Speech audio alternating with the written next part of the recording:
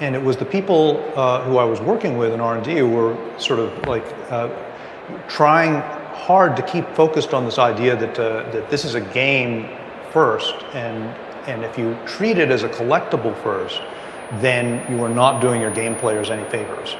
And this conversation was one that we had a lot in those days. Gee, I wonder what Richard Garfield, creator of Magic the Gathering, was trying to say to us at Magic 30 there. Open to interpretation, I suppose, but this has certainly been an intense year for Magic the Gathering, to say the least. And though I was able to find a lot of positive things to celebrate, I will admit the bad of this year was so bad that I think it has changed a lot of people's feelings towards Magic the Gathering. And that change of feelings towards the game, more than anything, is the biggest tragedy of this year. It's one thing to mess up, to make a mistake, to have a disaster of a product. Fine, those things happen. But to so thoroughly sour your customer base against you, to the point that even when good things happen, many Magic the Gathering players can no longer feel joy, but instead feel frustration and cynicism. And that sucks, and it doesn't have to be that way. And all the problem products of this video aside, I feel that if Wizards of the Coast did a better job communicating with and conversing with their customer base, then a lot of the worst of the feelings could be avoided. And that actually leads me to my honorable mention of the worst things of this year: Magic the Gathering's relationship with its customers. It has been a terrible year for Magic the Gathering PR-wise. Worse than any product I am about to mention, the worst thing to happen in Magic the Gathering this year has just been the hit its reputation has taken. I've always said that Wizards of the Coast seems to perpetually be cursed with foot-in-mouth syndrome, often creating needless bad feelings and bad press with its customer base when there really was no need. And it was this year, the 30th anniversary of Magic the Gathering no less, that Wizards of the Coast pushed the limits of their cynical philosophy towards that player base, and it was the year the player base pushed back. Without a doubt, the worst thing to happen. Yeah, we're going straight to the worst thing. We know what it is. It's Magic the Gathering's 30th anniversary edition, right? Let's just get that out of the way. You all know this was the worst thing to happen this year, and you all know what it is. People who don't play Magic the Gathering know what the 30th anniversary edition is. They are pointing and laughing and saying, wow, Magic the Gathering, $1,000 for that? It's possibly the biggest customer relations disaster ever for this game, and it was without a doubt the worst product, if you can even call it a product, of 2022. It's 60 fake Magic cards for $1,000. No product of 2022 could be more representative of how Wizards of the Coast views both its player base and the game of Magic the Gathering. Charge as much as some people pay in rent for a few booster packs that contain no real game pieces? This product is not for you, and the product is not even a product. It's proxies, something you can just print out yourself for a lot less than $1,000. I mean it when I say that Magic 30th Anniversary Edition perfectly encapsulates how Wizards of the Coast views and treats both its customer base and the game of Magic the Gathering itself. If you're not the richest of the rich, they just do not care for your experience at all. Telling little add-on that happened since I made my videos about the 30th Anniversary Edition, at Magic 30, the big Las Vegas 30-year anniversary celebration, Wizards of the Coast decided to surprise everyone by giving out free 30th Anniversary Edition booster packs to those who had bought tickets, but they only gave this present to the people who had bought the most expensive of tickets, not to everyone. Why wouldn't you just give it to everyone in attendance? Everyone bought tickets of some level, so give the anniversary packs at the anniversary celebration.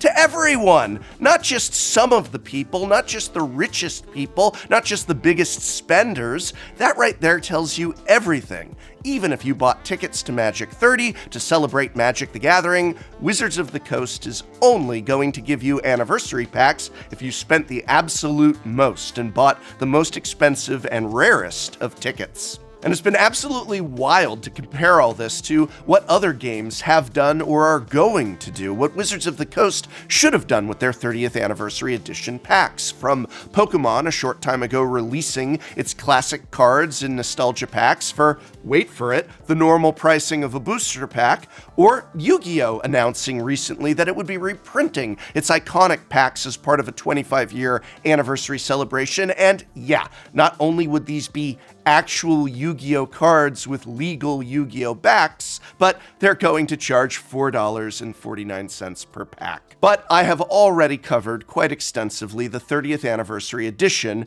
in not one, but two videos, and I'll be honest, they got a little bit of traction this year.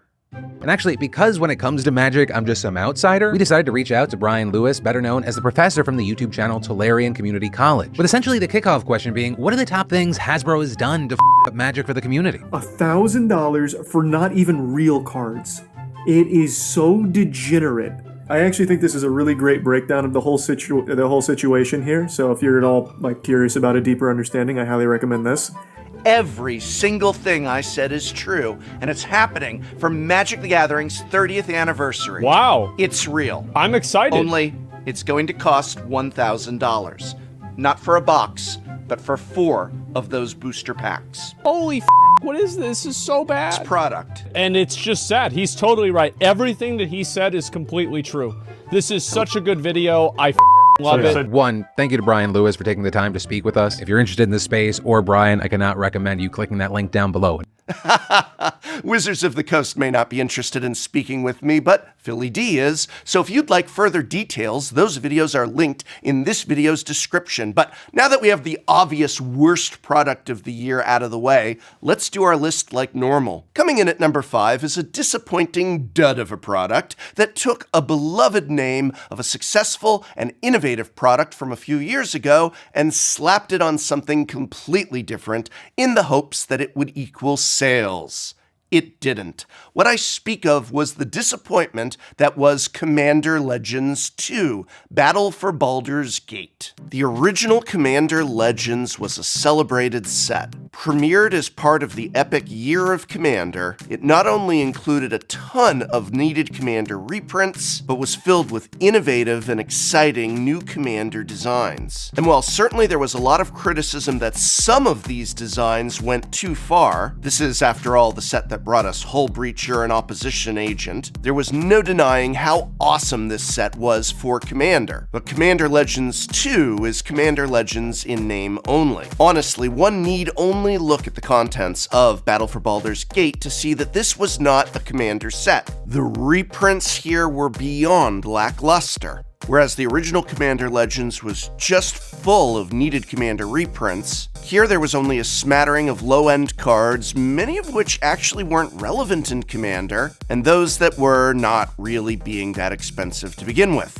And while there were a handful of original designs that had interest and relevancy to Commander, beyond things like backgrounds, the vast majority of this set felt like just another Adventures in the Forgotten Realms set. Certainly not something worthy of the Commander Legends name or price.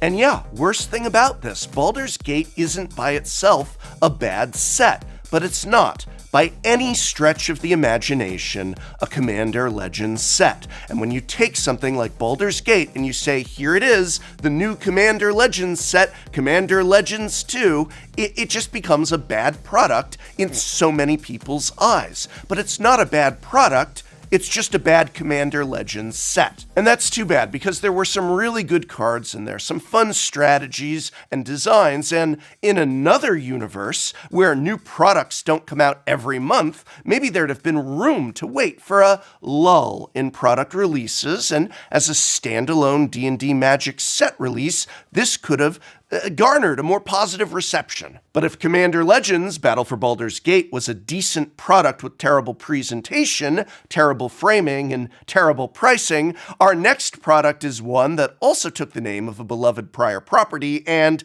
in this case, just flat out sucked. Move over, fake Commander Legends, and make room for fake jumpstart sets. Whereas I can make the argument that Battle for Baldur's Gate, in isolation of the Commander Legends label, is still a set with worth, with merit, with many good cards, the same cannot be said of Jumpstart Dominaria United or Jumpstart Brothers War. These products are an embarrassment. There is no there there. As I covered in my own in-depth review videos, these are essentially theme boosters with land. A flawed product in its own right, theme boosters do not improve if you just change the labeling and the packaging, which is what they did here. What sucks so much about these fake Jumpstart products is that you're truly just throwing your money away. There's really only 5 possible cards you can get, 1 for each color, and they're terrible, absolutely terrible designs. Honestly, I think an argument can even be made that these fake Jumpstart products are even worse than theme boosters, and it just breaks my heart knowing that a lot of new and returning players, as well as players just getting gifts from family members, are all going to end up having wasted their money on this product that is billed as a great way to start playing Magic the Gathering. The truth of the matter is that for many Magic the Gathering players, if this was how you were introduced to the game, you probably wouldn't continue it. In reviewing my own videos on them, I think I was too generous. Maybe I should have given them outright fails. That's certainly how I feel now, especially after Jumpstart 2022 came out and was spectacular.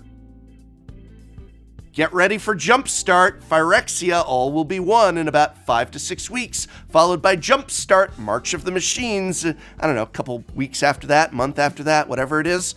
I just do not see what hole these products are filling. It is the last thing I would want a new player to pick up as their introduction to the game. The gameplay is just atrocious and dull. Nothing anyone would pick up just to jam a few casual games. I think in this oversaturated marketplace, that fake Jumpstart, even theme boosters, it can just go away. Well, just go away. Stop making them. Doesn't sound like these things are even selling, so just stop. They will not be missed.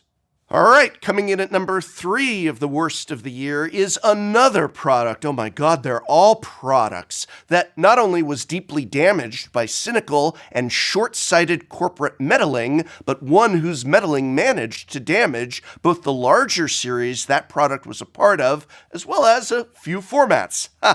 No, it's not Unfinity, but rather it's the decision to make Unfinity a black border set with that maddening mix of cards legal in eternal formats. I want to be clear that I'm not saying Unfinity was one of the worst products of the year, but rather my focus is on the decision to do away with the silver border and to adopt this weird black border acorn legality system. I will maintain that this was done not because of players wanting to use silver border commanders, something they already could do and did do, but rather an attempt was made by Wizards of the Coast to create a need or urgency among the general player base and among players who might generally ignore a silver border set to feel that they needed to participate, needed to buy these cards because many of them are now eternal legal. So never mind Commander, they're going into Pauper, they're going into Legacy, they're going into formats, or at least some of them are. The Acorn designation was confusing, obtuse, and due to misprints, often wrong.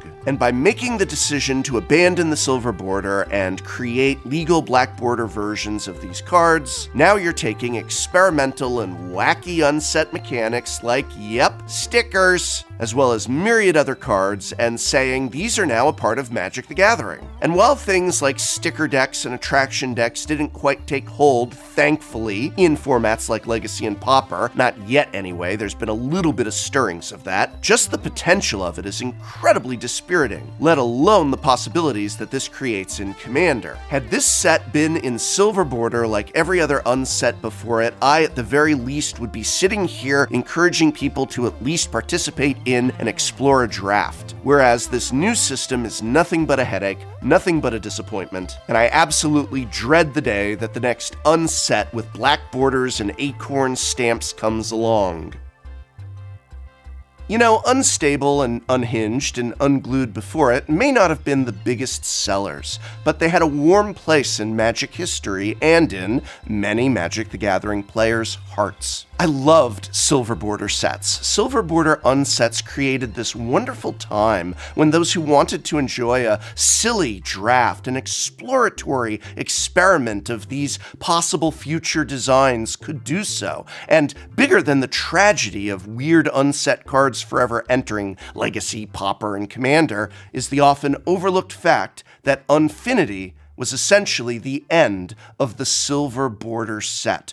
A terrible tragedy in and of itself. It's a real shame. So what was the worst product of the year? Magic 30th Anniversary Edition. I said it already. We started the whole video getting that one out of the way. But besides that, what was the worst product of this year?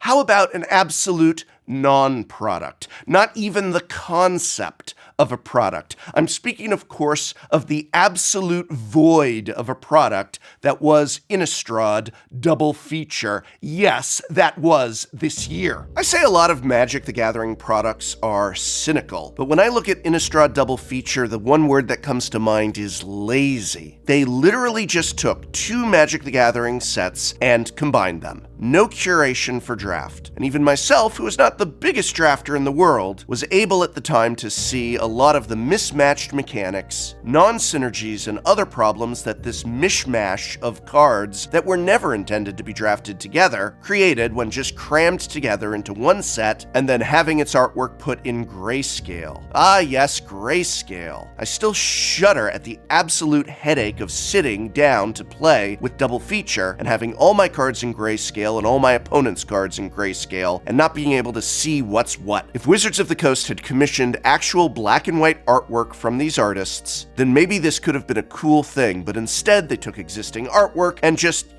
made it black and white. Artwork that was never intended to be black and white. The look was dull and depressing, the gameplay was uninspiring, and the fact that they literally had Innistrad block, both original and our return, to draw from to create a curated and excellent draft experience, chopped full of reprints from some of these the most beloved Magic the Gathering sets. This should have been Innistrad remastered. But in the end, I think it was, quite frankly, aside from the 30th Anniversary Edition, the worst product of this year. And certainly the laziest product of, well, any year.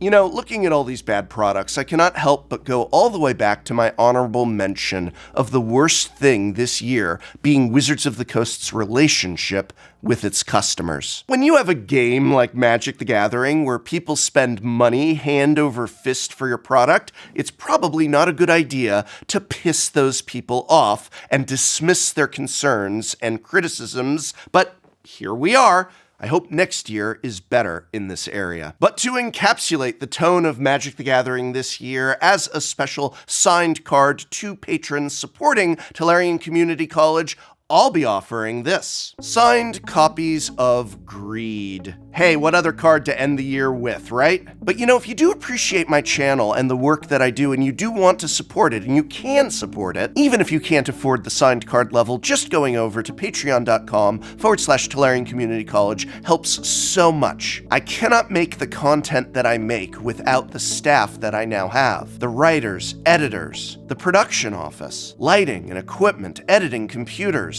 I am independent of Wizards of the Coast because of the support of my patrons, and as a way of saying thanks and maybe having a little laugh for the months of December and January, because it's almost the new year, so this will be for anyone signing up in December or January at the signed card level. I will send you anywhere in the world a signed Greed. Hey, great for Commander. Will be my way of saying thank you for keeping this channel going and growing strong. And hey, do you think there was anything I missed in my top 5 worst things of Magic the Gathering this year? Let me know in the comments below. Also, don't forget to check out the positives. There were a lot of great things that happened, and unfortunately, my worst of videos always perform so much better than my best of videos, but I've got a celebration of positivity over here, linked in the description. Please, if you haven't watched it, check out the best of Magic the Gathering, because despite all that Wizards of the Coast may have done in terms of missteps and misplays in 2022, this is still the best game out there, and I feel the best community out there. Thank you for supporting not only Magic the Gathering, but Tolarian Community College. 2 days and games to come.